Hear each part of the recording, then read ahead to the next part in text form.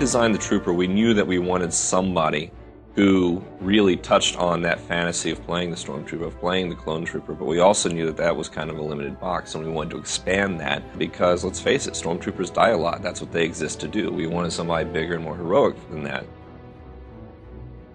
So we start out with our basic Trooper, which is your basic armor set. That's pretty much an homage to the Clone Trooper and the Stormtrooper. And then we go both directions with it. We take it down to kind of what the Rebel troopers and the Rebel soldiers, like you see on the Tantive 4, you see them on the Hoth Trooper, the Republic, the guys with the backpacks and the goggles. And then we gradually ramp you up past the armor and really start pushing the more intense looks.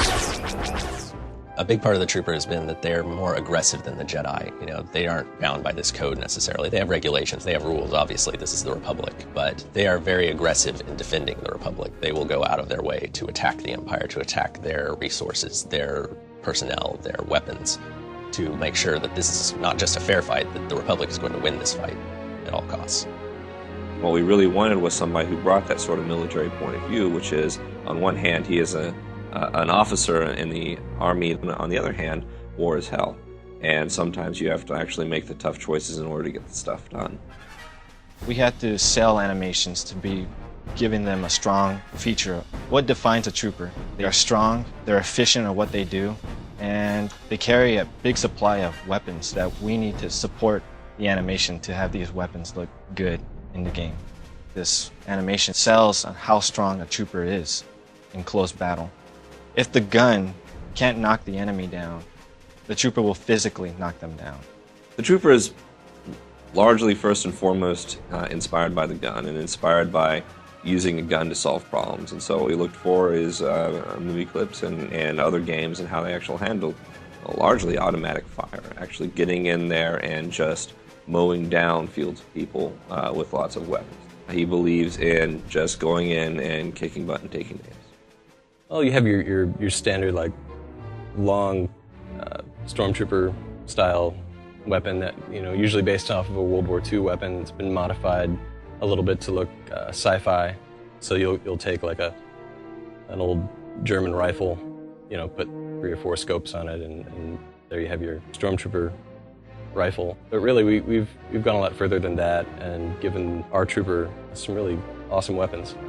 Technology is obviously a big part of who the Trooper is and how the Trooper does his job. You've got this advanced armor with lots of special features, you've got advanced weaponry, and you need all of this to really operate the way that Special Forces troopers operate. Without a lot of support, without a lot of backup, all they have is their equipment, and they need to be able to rely on that to get them through. Designers spend a amount of time doing research on finding out what combat style is best fit for a particular class. They take those ideas and deliver it to animations for us to give it life. We'll test it out using motion capture and just basic hand key animations and put it in a game with programming help. When we go in to get our motion capture, we have a good idea of how it's all going to play out, what we need, what kind of data we need to get.